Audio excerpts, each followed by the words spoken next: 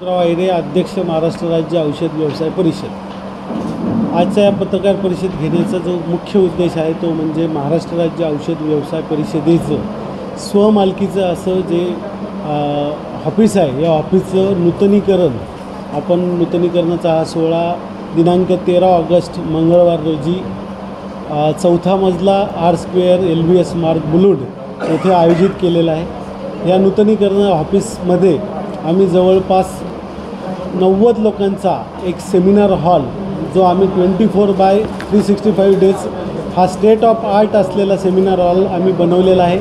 त्याचबरोबर आमचा administrative block, drug information सेंटरचं ऑफिस, त्याच्याचबरोबर एक्झिक्युटिव्ह ब्लॉक आणि मीटिंग हॉल, या प्रकारचे सगळे हॉल याचं उद्घाटन आदरणीय मुख्यमंत्री साहेब श्री एकनाथजी शिंदे साहेब यांच्या हस्ते योजला आहे। त्याचबरोबर माननीय श्री देवेंद्र फडणवीस साहेब उपमुख्यमंत्री महाराष्ट्र राज्य, त्याचबरोबर श्री अजितदादा पवार उपमुख्यमंत्री महाराष्ट्र राज्य, श्री हसनजी मुश्रीफ साहेब मंत्री महोदय, medical education department Shri Dharmarao Baba Atram साहेब मंत्री महोदय, फूड अँड ड्रग ॲडमिनिस्ट्रेशन, त्याचबरोबर सेक्रेटरी श्री दिनेशजी वाघमारे साहेब medical education department, Shri Jagannathji Shinde साहेब अध्यक्ष महाराष्ट्र राज्य औषध व्यवसाय परिषद,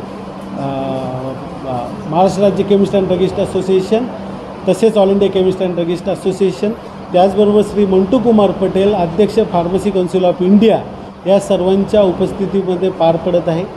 या सगळं सोहळ्यासाठी महाराष्ट्रभरामध्ये आपण महाराष्ट्रात जेवढे रजिस्टर फार्मासिस्ट आहे यांना आपण आमंत्रित करत आहोत की या सगळ्या सोहळ्याचं लाईव्ह प्रक्षेपण, जो मुलुंड स्थित आर स्क्वेअरमधील जे ऑफिस आहे तिथलं लाईव्ह प्रक्षेपण, आणि जो आपला कालिदासमध्ये जो सोहळा होतो याचं लाईव्ह प्रक्षेपण आपण यूट्यूब चॅनल थ्रू आपण महाराष्ट्रातील तमाम रजिस्टर फार्मसिस्टसाठी पोचवत आहोत। आणि याच्यासाठी जे आपली यूट्यूब चॅनलची जे लिंक आहे, ही लिंक आपण आपल्या महाराष्ट्र राज्य औषध व्यवसाय परिषदेचं जे संकेतस्थळ आहे याच्यावर आपण उपलब्ध केलेलं आहे। मुंबई बांद्रा या ठिकाणी आपलं औषध प्रशासनाचा ऑफिस आहे, परंतु त्या ठिकाणी ना मॅन पॉवरच नाही, त्या संदर्भात आपण काय बोलणार? नाही, ॲक्च्युली आता हा गव्हर्नमेंटचा पर्व्ह्यू आहे, फूड अँड ड्रग ॲडमिनिस्ट्रेशनच्या ऑफिस संदर्भातला हा तुमचा प्रश्न आहे, तर तो ॲक्च्युली तसा आमचा तो पर्व्ह्यू नाही, त्याच्यामुळे त्याच्यावर आम्ही बोलू नाही। मी धनंजय जोशी, उपाध्यक्ष महाराष्ट्र राज्य औषधी परिषद। 13 तारखेला काउन्सिलच्या उद्घाटनानंतर कालिदास सभागृह इथे जो प्रोग्राम आम्ही ठेवला आहे तिथे 1500 फार्मासिस्ट पूर्ण महाराष्ट्रातून येणार आहेत आणि त्या महाराष्ट्रातून येणाऱ्या प्रत्येक फार्मासिस्टला प्रिपेरिंग फार्मासिस्ट फॉर डिजिटल याचा एक प्रोग्राम आम्ही ट्रेनिंग सेशन ठेवलेला आहे। आणि आमचा उद्देश हाच आहे की प्रत्येक केमिस्ट हा अपग्रेड व्हायला पाहिजे, आणि त्यासाठीच आम्ही हे कोर्सेस आणि रिफ्रेशर कोर्स आणि ऑनलाईन कोर्स जे घेऊन राहिलो, ऑनलाईन ऑफलाईन कोर्सेस हे आमच्या माध्यमातून घेऊन राहिलो। महाराष्ट्र स्टेट फार्मसी काउन्सिल हे प्रत्येक डिस्ट्रिक्ट छोट्या विलेजपर्यंत जितके फार्मसिस्ट आहेत त्यांना ट्रेनिंग याच्यानंतर घेणार आहे, आणि या उद्देशानेच हा प्रोग्राम आम्ही घेतलेला आहे।